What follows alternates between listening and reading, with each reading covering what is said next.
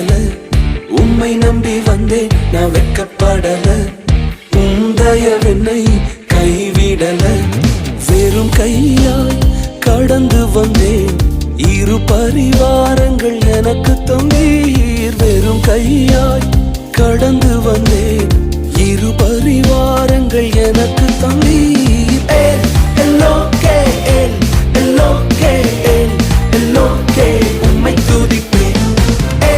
எல்லோகே எல்லோகே எல்லோகே உம்மை துதிப்பேன்.